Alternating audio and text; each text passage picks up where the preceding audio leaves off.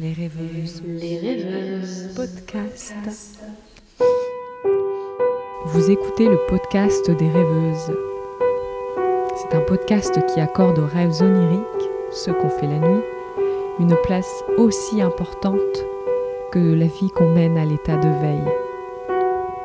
Je suis Mimi Sao et dans ce podcast, je t'emmène à la rencontre de personnes que le rêve inspire dans leur pratique professionnelle et dans leur vie au quotidien.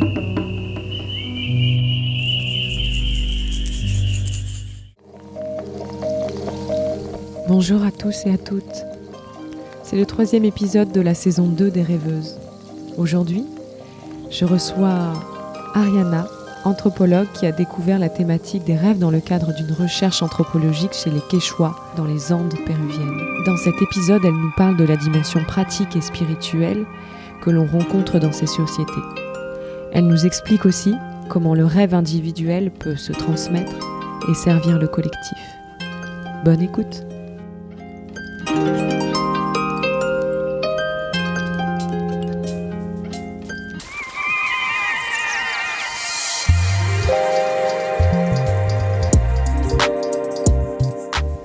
Bonjour Ariana. Je suis ravie de te recevoir aujourd'hui dans les locaux de Radio Galère. Tu as une approche qui est intéressante, qui est celle de l'anthropologie. Quand est-ce que tu as commencé à t'intéresser à la thématique des rêves ? En fait, j'ai commencé à m'intéresser aux rêves malgré moi, en fait, il y a 20 ans presque. Et parce que je m'étais trouvée à faire ma recherche pour mon doctorat en anthropologie dans les Andes péruviennes. Donc j'ai vécu dans des villages pendant 3 ans, dans les Andes, à 3000 mètres, auprès des sociétés donc, où la langue maternelle est les Quechua. Et c'est là que en fait, moi j'ai toujours rêvé dans ma vie, mais je ne m'étais jamais rendu compte de l'importance que les rêves pouvaient avoir dans la vie diurne aussi. C'est-à-dire, moi, dans ma famille aussi, on s'est raconté les rêves, mais je n'avais pas, jusqu'à là, donné autant d'importance à cette dimension-là qui ça se passe la nuit.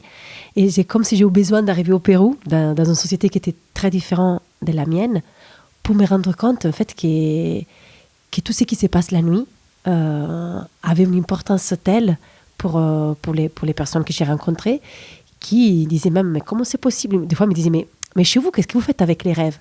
Et moi, des fois, je disais, bon, je sais pas, des fois, on se les raconte. Ils me disent, mais c'est pas possible, les rêves, c'est comme si ça manque quelque chose. Si on parle pas des rêves, si on travaille pas avec les rêves, c'est pas normal pour les Quechua. Et c'est donc là que je me suis dit, mais je vais étudier les rêves dans diverses sociétés, c'est quoi la place des rêves, et m'intéresser donc à cette dimension pour comprendre vraiment comment, si dans notre société, les rêves ont été aussi beaucoup liés à l'intimité, le fait à la rigueur, on les raconte chez les psychologues, il y a toute une interprétation qu'on fait, mais je me rendais compte, par exemple, que dans la société péruvienne, sont vraiment quelque chose qui est partagé dans la société, dans les collectifs, et sont une vraie source pour la collectivité. Et c'est cet aspect-là qui a commencé à m'intéresser dans sa première recherche au Pérou. Hyper intéressant. C'est vraiment au moment où tu es arrivé au Pérou que tu as connecté avec ça. Comment ça s'est passé, si tu peux détailler un petit peu ce processus ? Disons que avant l'expérience au Pérou, des fois je me réveillais avec des rêves que j'avais faits. Et c'est vrai que des fois je sentais qu'ils pouvaient me perturber, m'influencer, mais je n'arrivais pas à mesurer l'impact que déjà ils avaient dans ma vie. C'est-à-dire, des fois, je me souviens que je faisais un rêve, par exemple, avec une personne que j'avais rêvé dans une situation, et quand je l'ai rencontrée la journée, je la voyais différemment. Ou si j'ai rêvé avec une personne qui était loin, je me réveillais et j'avais tout de suite envie de l'appeler, même si ça faisait des mois, des années qu'on ne s'appelait pas. Mais ce n'était pas très consciente la place qu'ils avaient. C'est-à-dire, je ne m'étais pas vraiment dit, ma vie diurne va aussi se construire à partir de mes rêves. Et par contre, cela est devenu évident quand j'étais au Pérou. En plus, au Pérou, les Quechua différencient 2 types de rêves. Ils sont les rêves qui viennent de dedans, qui sont des rêves qui sont liés à les préoccupations de la journée, si on a même trop mangé, trop bu, on a des soucis. Donc, on fait des rêves comme ça. Et eux, ils disent qu'ils ne sont pas importants. Et après, par contre, il y a des rêves qui disent viennent du dehors. Et ce sont des rêves qui sont des vraies visites, qui peuvent être les âmes des morts, les divinités, les esprits, la montagne même. La montagne peut se manifester dans les rêves pour te parler. Et ces rêves sont soit les rêves qui vraiment marquent la personne et sont les rêves qui sont racontés à la collectivité, parce qu'ils peuvent porter des messages pour la collectivité. Et donc, à partir de cette... en vivant là-bas, dans les villages, en plus je vivais dans les familles, et du coup, j'ai commencé chaque matin à me réveiller et me dire, mais les rêves que j'ai faits, ils viennent de dedans, ils viennent de dehors. Et j'ai commencé à les regarder différemment aussi. Parce qu'avant, moi aussi, j'avais pas lu beaucoup de la psychologie, mais j'avais plutôt filtré mes rêves de cette analyse-là, que c'était mon inconscient. Il y a une question qui me vient d'un coup, c'est justement ces rêves qui viennent du dehors, par exemple la montagne. Ça veut dire, ça se traduit comment? Est-ce que tu auras un exemple de rêve comme ça auquel tu penses? Pour la société quechua, la montagne qui s'appelle Apu, c'est une véritable entité qui c'est pas forcément une divinité comme quelque chose qui est détaché de la vie, c'est vraiment une présence, un esprit qui se manifeste aux paysans, aux bergers, pour les aider des fois, parce que des fois quand on laisse par exemple les animaux sous la montagne, c'est la montagne qui les protège. Et viennent un rêve des fois pour dire si les animaux sont en train de se perdre. Mais comme il disait Pablo, qui était une de la famille dans laquelle j'habitais, la montagne ne peut pas se manifester comme montagne parce qu'elle ne peut pas parler. Du coup, dans les rêves, elle prend des formes. Elle peut se manifester sous la forme de certains animaux, les condors, les taureaux. Que le condor est un animal très, très important dans la mythologie inca. Et les taureaux, par contre, c'est un animal qui arrivait plutôt avec les Espagnols. Ou aussi, la montagne peut se manifester sous les semblances d'un homme ou d'une femme, parce qu'il y a des montagnes hommes et des montagnes femmes. Et souvent, il est bien habillé, il a un sombrero, un chapeau, et du coup dans les rêves il te parle, et là tu le reconnais que c'est la montagne, parce que soit les jours avant les rêves tu étais allé peut-être dans la montagne, tu avais marché seul dans la montagne, ou tu les reconnais des fois pour des détails, souvent ils sont gringos, sont blancs des peaux.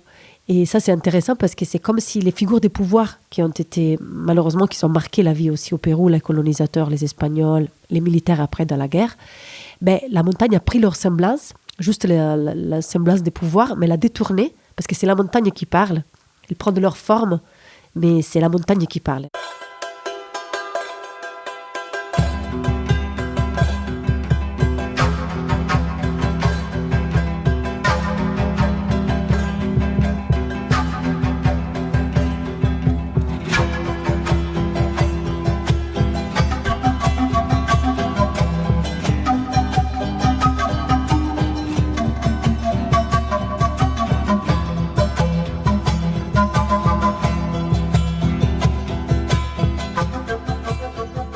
Les gens, après ces rêves, ils font des choses que la montagne dit. Si par exemple la montagne dit que les animaux sont échappés, les bergers partent, retournent à 4000 mètres d'altitude, ils ont laissé les animaux pour aller les chercher.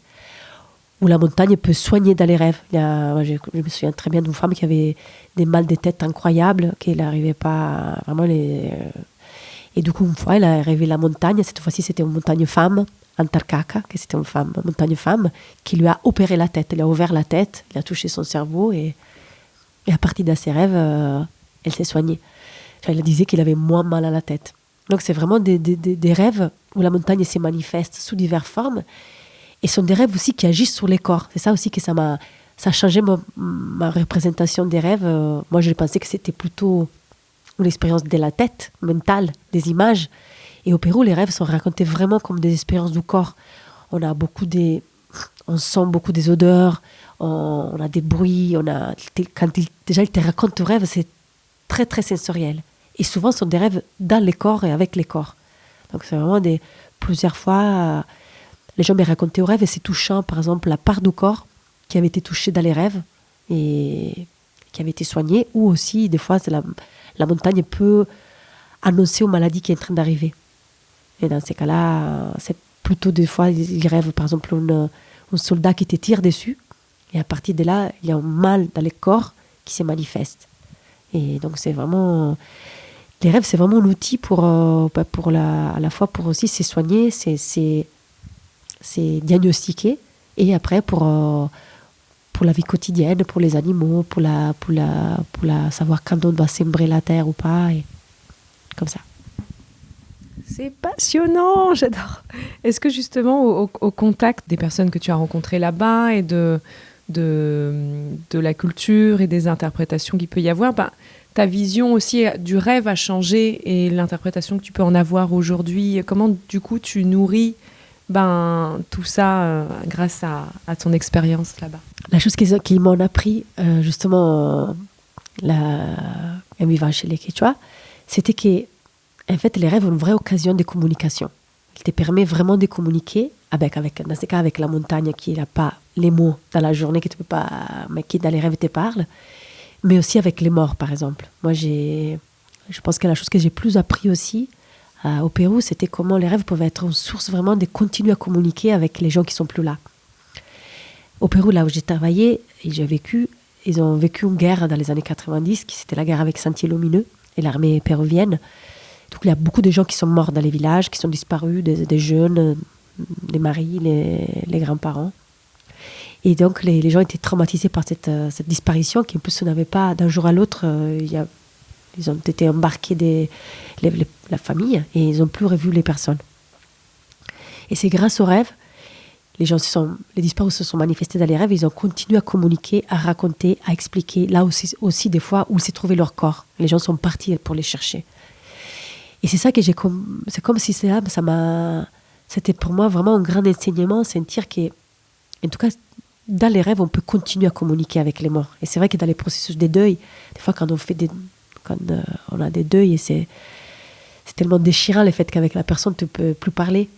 Et sentir que cela est possible dans les rêves et d'avoir cette confiance-là que j'ai retrouvée chez les Quechua, et de dire non, mais là, tu dois profiter des rêves pour continuer à communiquer avec les morts, mais aussi les personnes qui sont loin, avec les personnes les lieux aussi. Et donc cette confiance-là, je pense que je l'ai appris là-bas. Donc ces rêves qui viennent nous dehors aussi, c'est vraiment dire, sûrement les rêves parlent de nous, de notre psychologie, de notre inconscient, mais aussi il nous permet de nous connecter aux autres, autant les autres invisibles, mais aussi les autres présents.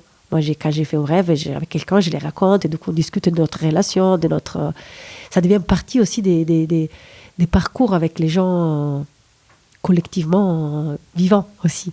Donc je trouve que ça, c'est vraiment quelque chose que j'ai appris là-bas, et que quand je suis retournée à vivre en Europe, j'ai continué à garder cette idée du rêve comme vraiment quelque chose qui te permet de connaître et de communiquer différemment.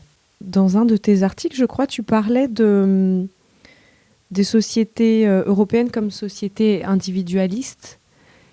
Et j'avais envie de comprendre ce que ça voulait dire pour toi et avec quoi tu le mettais en parallèle.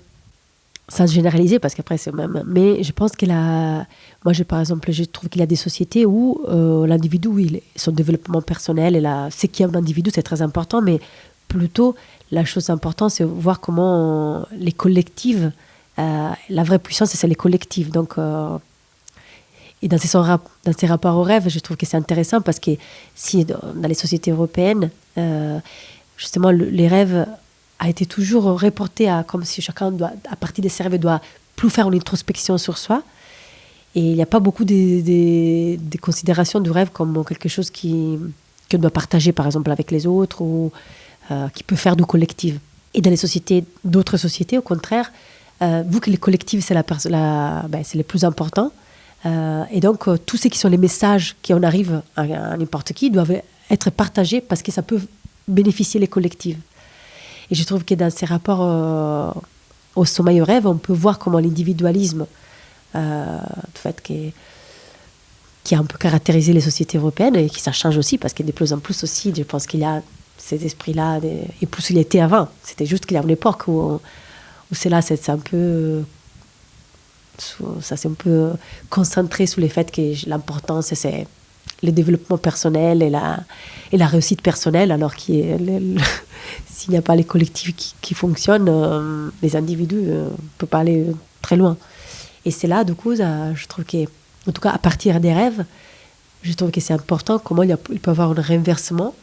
Et du coup, les rêves qui, dans notre société, un peu l'ultime partie de l'individu, peut être aussi la connexion avec les autres. Donc c'est vraiment quelque chose qui nous traverse et qui, en les partageant, peut nous reconnecter aux autres en fait faire société aussi dans une autre manière. Donc on est comme si on peut partager aussi toutes ces questions-là et dire c'est quoi qui apporte à la collectivité, et même les rêves individuels. Je ne sais pas si j'étais claire. Ah si, très clair. Et justement, est-ce que, donc par exemple au Pérou, tu as pu... comment se traduit ce collectif en rêve? Est-ce qu'il s'agit de groupes de rêves? Comment ça marche? Ben déjà, les gens peuvent faire des rêves semblables. Il y a des rêves qui se rassemblent, parce qu'il y a aussi tout un univers imaginaire qui circule dans les rêves. Par exemple, justement, la montagne, le fait que les gens rêvent la montagne.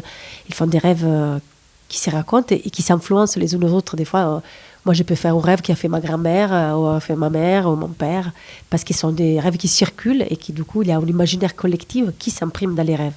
Des fois, les gens disent aussi, j'ai fait un rêve que c'était pas pour moi, c'était pour toi, par exemple, pour un voisin. J'ai dit, j'ai rêvé pour toi. C'est comme si aussi, on peut faire des rêves pour les autres et du coup, on doit les raconter parce que c'est un rêve qui m'est arrivé à moi, mais en fait, c'était pour toi. Et ça aussi, je trouve que c'est intéressant de voir comment on peut juste, des fois, être des récepteurs des rêves qui sont dédiés à d'autres personnes de la collectivité et que donc, c'est en les racontant qu'on les restitue à la personne et donc, je trouve que en tout cas, c'est la question du partage, du fait que c'est fondamental, c'est les raconter. Et dans les rêves aussi, tu peux observer comment il y a un imaginaire collectif qui circule. Tu as travaillé sur les rêves en région rurale, en contexte rural et en contexte urbain. Est-ce qu'on rêve différemment quand on est en ville ou à la campagne? Oui, moi je crois que... Par exemple, tous les rêves que j'ai retrouvés au Pérou avec la montagne, c'est plus difficile de les trouver en ville. Bien que, par exemple, à Marseille, il y a beaucoup de gens qui rêvent des montagnes aussi, parce que des fois, par exemple, j'ai rencontré des personnes qui ont des parcours migratoires, qui viennent dans des zones rurales, qui ça peut être le Maghreb, aux Comores, et qui du coup continuent à rêver la montagne, continuent à rêver la nature, la forêt, même en étant en ville. Donc c'est vrai qu'on peut se transporter les lieux aussi de la campagne, même en ville. Mais je trouve que l'expérience, en tout cas, que j'ai vue, que selon les lieux aussi, on fait des rêves différents. Les lieux nous influencent beaucoup, à la fois dans la façon de dormir, mais aussi dans la manière de rêver. Et en même temps, par exemple, moi, à Marseille, on a commencé une recherche plutôt dans les 15e et 16e arrondissements, avec Touya Kerichi, que je pense que vous allez aussi rencontrer, qui donc c'est un artiste, vidéaste, plasticienne avec laquelle on travaille ensemble depuis beaucoup des années, avec une très forte amitié depuis 20 ans. Et donc, on avait commencé à interroger les gens du quartier. Et là aussi, on demandait, est-ce que vous rêvez la ville? Est-ce que vous rêvez votre quartier? Est-ce que vous rêvez Marseille? Il y avait une différence entre, à la fois, les jeunes, par exemple, qu'on rencontrait dans les centres sociaux, dans les écoles, qui eux rêvaient beaucoup, par exemple. Ils disaient, oui, je rêve les quartiers, je rêve mon immeuble, je rêve les bus, je rêve plein de choses qui étaient vraiment liées à leur quotidien du quartier. Et par contre, leur mère, souvent, qui disait, non, moi, je rêve jamais d'ici. Moi, quand j'y rêve, je suis au pays, je suis à la montagne, par exemple, ou dans la maison où j'étais là-bas. Donc, c'est comme... c'est la ville, elle n'arrive pas beaucoup à rentrer dans les rêves de cette femme qui viennent d'ailleurs. Et c'est plutôt des lieux qui sont de leur passé ou de leur enfance qui sont les lieux qui sont les plus présents dans les rêves. Mais par contre, les jeunes sont des rêves bien marseillais avec beaucoup d'images, des fois. Bien que même dans les rêves, on peut dire que les lieux, souvent, se transforment aussi. Tout ce qui était à Marseille n'était pas vraiment à Marseille. Mais des fois, il y a des petits détails qui font reconnaître des lieux spécifiques. Des fois, elle dit, ah oui, j'ai rêvé Calisté, j'ai rêvé La Bricarde, j'étais dans cet immeuble-là. Et du coup, il te décrit vraiment des géographies oniriques qui sont très proches de la vie diurne. Comment tu récoltes ces témoignages, du coup? Au Pérou, par exemple, c'était vraiment que des entretiens. À la fois, j'ai enregistré, les gens me racontaient. À la fois, j'ai demandé des rêves et je les enregistrais, je les transcrivais. Ou des fois, j'étais dans des situations où les gens se racontaient les rêves, je prenais des notes. Donc, c'était vraiment parce que souvent, au Pérou, en plus, c'est tellement spontanément que les gens parlent des rêves que j'étais plutôt, moi, sans les demander, à les écrire. Et par contre, depuis que je suis arrivée en Europe, je m'étais posé la question parce que je me suis dit, comment je vais questionner des rêves, surtout avec des gens que je ne connais pas, dans des situations autres. Qu'est-ce que je ne peux pas me planter là-bas? Excusez-moi, qu'est-ce qui est arrivé? Et du coup, à la fois, d'une part, j'avais commencé à réfléchir avec Touya sur des situations où on pouvait créer des situations collectives pour se partager les rêves. Et c'est là qu'est venue l'idée de l'oniroscope, qui c'est une sorte de performance indirecte où on demande à des groupes de personnes de venir, de raconter les rêves. Et Touya, en temps réel, elle crée un film avec des objets que les gens des fois amènent, qui viennent projeter sur les murs en face. Et du coup, les gens peuvent interagir avec les rêves. Les rêveurs peuvent dire non, mais c'était pas comme ça, c'était plutôt la nuit. Et du coup, Touya transforme un peu les images selon les récits du rêve. Mais aussi, ça permet au groupe d'interagir avec les rêves de l'autre et souvent de se souvenir de rêves qu'ils avaient fait. Par exemple, moi, j'ai rêvé la mer, je raconte, et il y avait quelqu'un qui arrivait, il disait, moi, je rêve jamais, je me souviens pas de mes rêves, et pouf, les rêves de l'autre, ça lui faisait penser au rêve qu'il avait fait. Donc, on s'était rendu compte que plus on se raconte les rêves collectivement, plus on se souvient des rêves. Et donc, avec Touya, on a diverses situations qu'on a créées pour se raconter les rêves collectivement.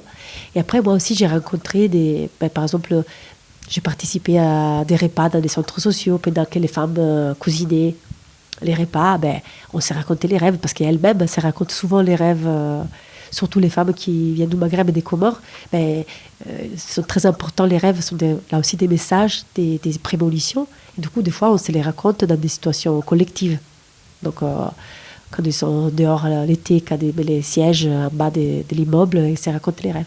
Et dans ces cas-là, du coup, en tout cas, ça m'intéresse beaucoup les écouter, des fois individuellement, mais aussi comment ils circulent dans un groupe. Parce que je trouve que c'est beau quand, et là encore une fois, la dimension collective, à la fin, ça nous fait dire, oui, moi aussi j'ai rêvé ça, moi j'ai rêvé différemment. Les cauchemars, par exemple. Des fois, les gens disent, je fais un cauchemar que j'ai terrible, j'arrive pas à les raconter, c'est tellement terrible.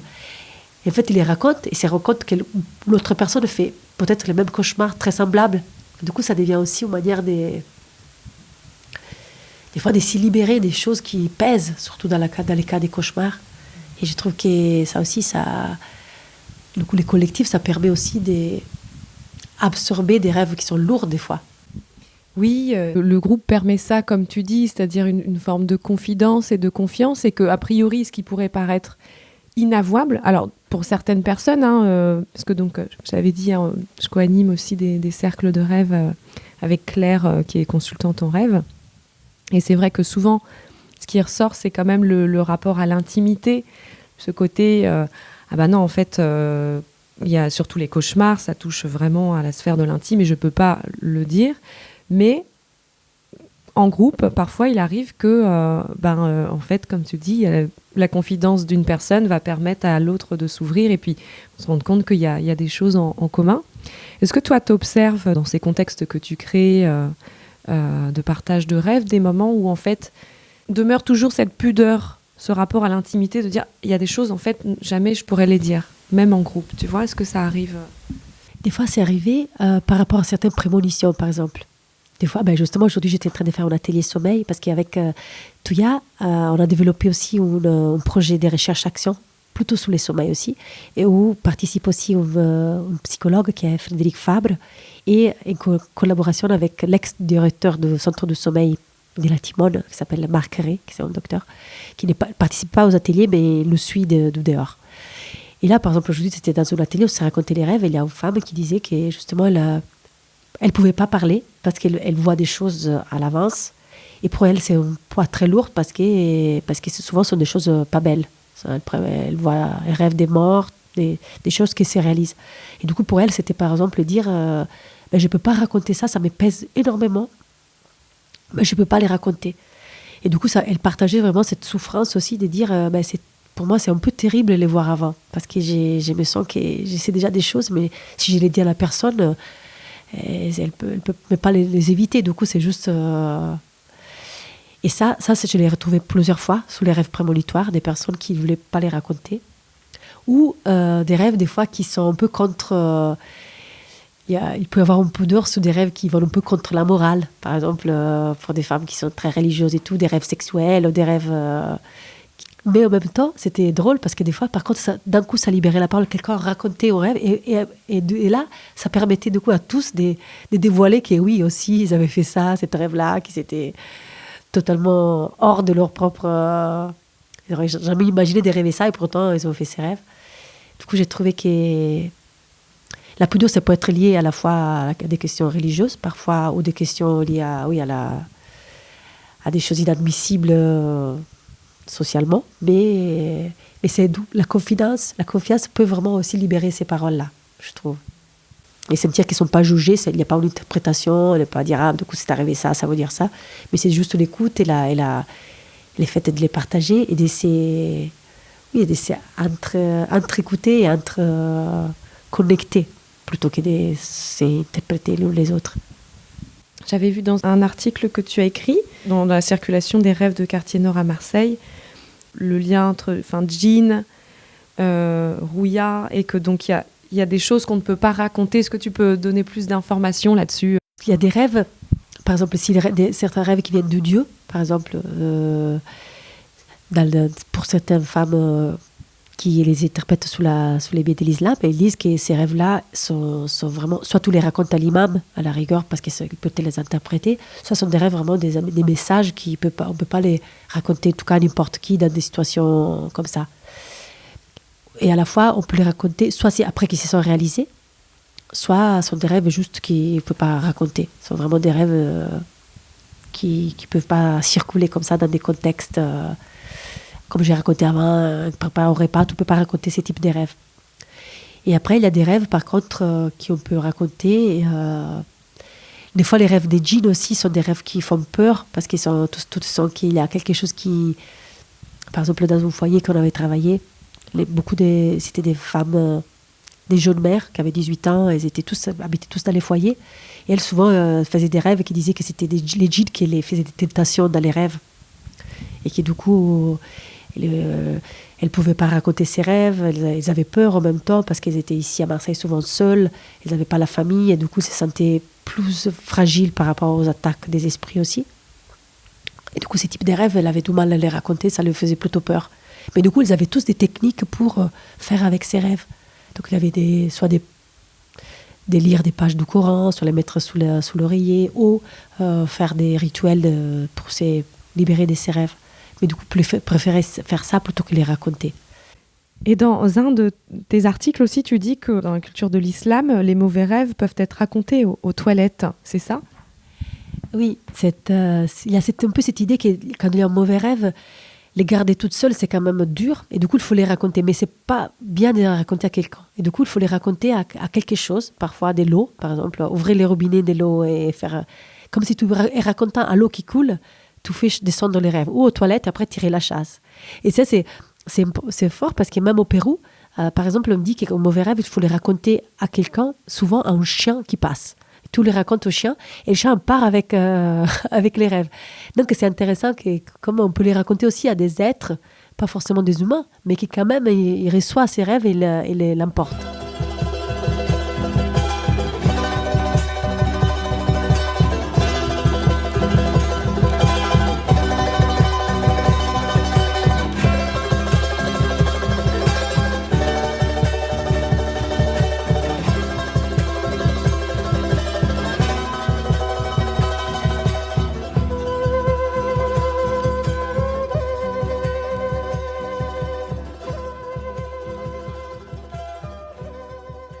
C'est vraiment extraordinaire, je trouve, toute cette pluralité d'interprétations. Ça me fait penser donc, à un apéro rêve. Il y avait une jeune femme musulmane et qui disait qu'elle ne pouvait pas dormir en fait, sur le dos parce que les djinns pouvaient venir.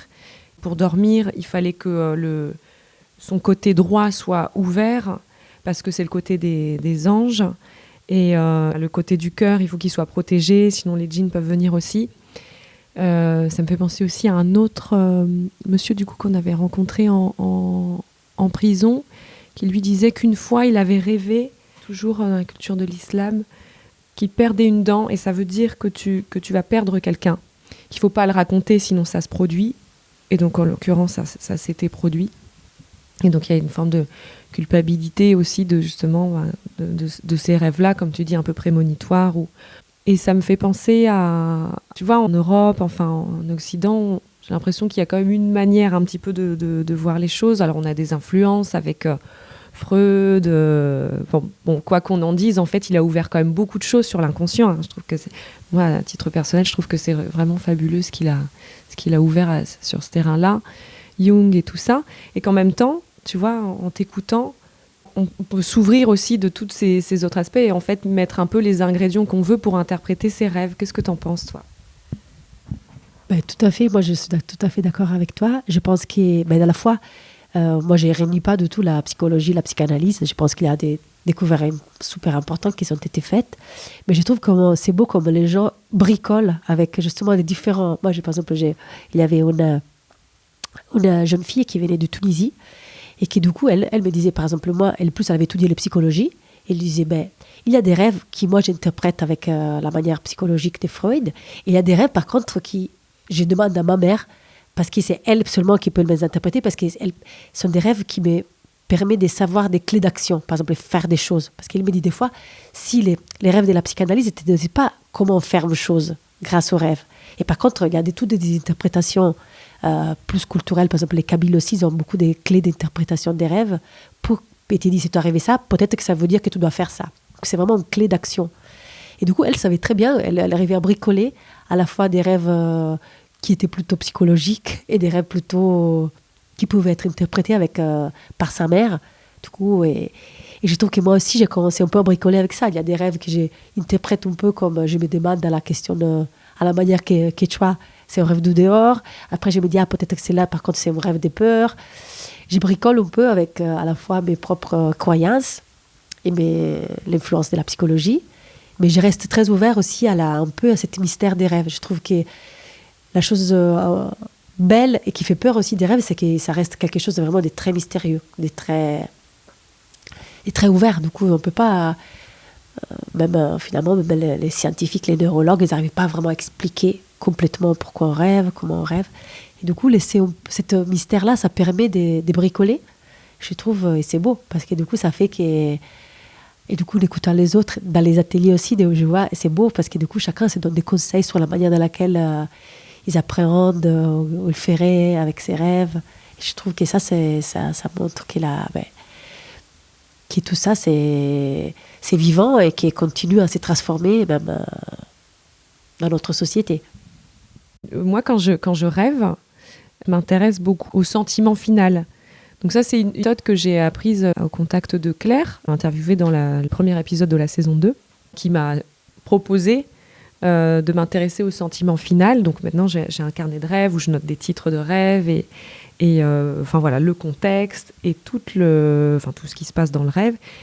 Et le sentiment final est hyper important. Tu vois, par exemple, il n'y a pas si longtemps, j'ai rêvé que j'étais face à la mer et que d'un coup, j'étais propulsée vers le large et que là, se sont dressées des immenses colonnes d'eau qui se sont transformées ensuite en dragons des mers qui oscillaient comme ça, l'un vers l'autre, immenses. Hein.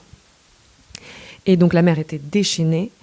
Au loin, je vois... alors, j'ai appris, après, c'est un isocaèdre, c'est une figure géométrique. Alors, j'ai dû chercher en plus sur Internet qu'est-ce que c'était ce machin. Je savais que c'était une figure géométrique. Bon, a priori, comme ça, je veux dire, objectivement, on pourrait se dire, oh là là, c'est hyper effrayant. En plus, souvent, dans le cadre des échanges qu'on a dans les cercles de rêve, ce qui vient, la mer, c'est quelque chose qui fait peur. Souvent, soit il y a des tsunamis, elle est déchaînée, les gens sont pas bien dedans. Et moi, pour ce rêve-là, en plus, en ce moment, je rêve beaucoup, en fait, je me suis sentie bien. Et j'étais juste impressionnée de ce qui se passait. J'étais là, le sentiment final, c'était waouh. Est-ce que toi, ça te parle, cette histoire de sentiment final ? Totalement. Moi, je trouve que c'est vrai que des fois, les émotions, si la personne te raconte ton rêve, que ça semble un cauchemar, ouais, ça passe des choses. Et des fois, elle te dit, ouais, mais quand on demande comment tu étais, comment tu t'es senti, comment tu t'es senti dans les rêves et quand tu t'es réveillé, en fait, la personne va très bien. Ça peut être, c'est ça, comme tu disais, ça fait pas cette sensation-là des peurs qui pourraient quand tu racontes les rêves, tu dis waouh, ça t'a fait. Et non. Et par contre, des fois, peut te raconter un rêve très banal et qui par contre a amené une tristesse énorme au réveil.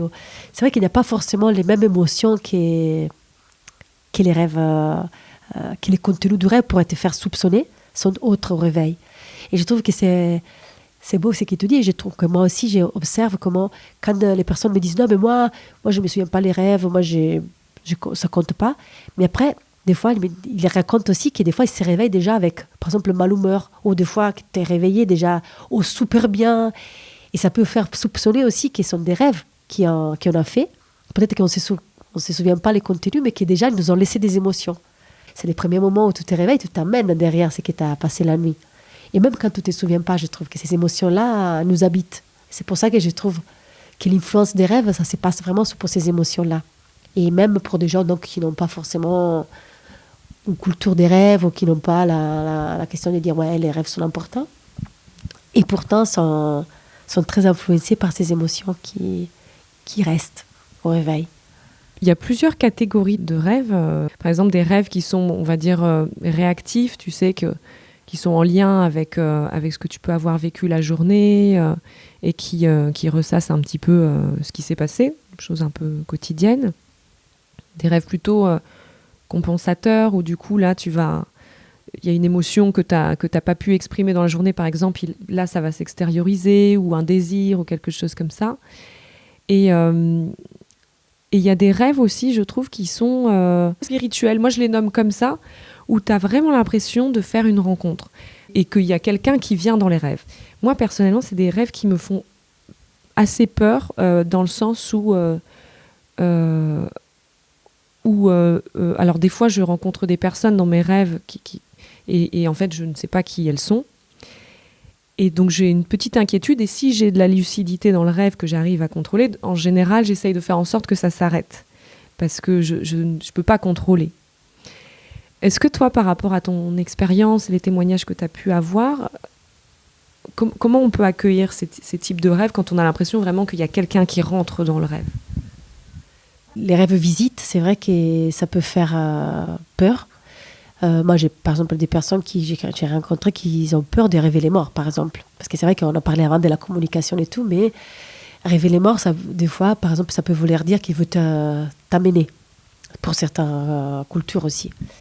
Comme des fois des rêves, oui, avec des présences qui t'arrivent pas, même pas, il n'y a pas une forme très claire, mais tu sens qu'ils sont des présences et qui t'arrivent pas bien à saisir. Ou, par exemple, j'ai rencontré beaucoup de gens qui m'ont raconté que le fait que quand tu arrives, par exemple, dans une maison, la maison est déjà habitée par des présences. Et souvent, du coup, c'est un rêve que tu les connais, ces présences-là, qui habitent déjà dans la maison. Et du coup, par exemple, il y a une femme qui m'a raconté que la première nuit qu'elle avait dormi dans cet appartement à Marseille, elle avait rêvé cette femme qui était devant la porte de toilette. Et du coup, elle était impressionnée parce qu'elle était là, elle avait pris ses enfants et elle voulait échapper. Et après, la femme lui avait dit « Mais pourquoi t'as peur ? Moi, je suis là, je ne vais rien te faire. » Et du coup, à partir de ces moments-là, elle avait raconté ses rêves à sa mère. Et la mère lui avait dit « Mais c'est vrai, ça veut dire que la maison t'a bien accepté. » Mais je trouve que, en tout cas, c'est intéressant d'observer comment la manière dans laquelle on habite dans certaines maisons, par exemple, ça peut être aussi influencé par ce type de rêves. Moi, par exemple, j'avais une maison en Italie que j'ai déménagé là. Et en fait, j'ai dormi hyper mal. J'avais souvent des cauchemars dans cette maison. Je ne savais pas pourquoi, mais je n'ai jamais pu bien habiter là-bas. Est-ce que tu as de nouveaux projets en lien avec le rêve ? Est-ce qu'il y a des choses qui émergent ? Où est-ce que tu en es ? J'aimerais beaucoup continuer à travailler sur les rêves. La question des jeunes, ça m'intéresse beaucoup. J'ai commencé à faire des entretiens avec les jeunes et ça me semble que leur manière de rêver est en train vraiment d'échanger aussi. Ça m'intéresse de voir comment l'influence aussi des nouvelles technologies peut se transcrire aussi dans les rêves, dans la manière de rêver. Et après, je voudrais continuer à travailler sur les sommeils et les rêves aussi dans des contextes d'enfermement, comme ça peut être la prison, ou voir, j'avais déjà eu une expérience qui avait été très, très forte avec Touya, on avait été intervenu dans les centres des mineurs de la Valentine, et ça avait été très fort de voir comment dans les situations d'enfermement, en fait, les rêves deviennent une place très important, parce que du coup, c'est les moments où aussi on peut à la fois sortir de la prison, mais aussi on peut revivre des choses qui fait les liens aussi avec l'extérieur. Et du coup, j'aimerais peut-être continuer aussi sur ces pistes-là. Après, chaque fois, je dis, là, après 20 ans, je dois changer des thèmes des recherches, mais en fait, continuellement, ça m'appelle, les rêves, ça m'appelle, et aussi, du coup, je continue finalement. Chaque fois, j'y trouve d'autres pistes. Et pour notre plus grand plaisir que tu continues, parce que c'est vraiment une thématique extraordinaire. Merci Ariana. Un immense merci à Ariana. Si vous voulez en savoir plus sur sa pratique, vous pouvez retrouver les liens en description de l'épisode. Merci à Julien et à Tito pour la musique originale. Et merci à Radio Galère. Si vous appréciez l'épisode, vous pouvez lui mettre 5 étoiles sur Spotify ou vous abonner à la chaîne sur YouTube. Désormais, Les Rêveuses, c'est aussi un cercle de rêve une fois par mois et un apéro rêve une fois par mois également. Les cercles de rêve et apéro rêve sont co-animés par Claire Bordas, consultante en rêve que vous pouvez réécouter dans l'épisode 1 de la saison 2 des Rêveuses. Si vous voulez participer à un cercle de rêve ou à un apéro rêve, contactez-nous sur Instagram, sur lesrêveuses-podcast. On se retrouve le mois prochain pour un nouvel épisode des Rêveuses. À bientôt.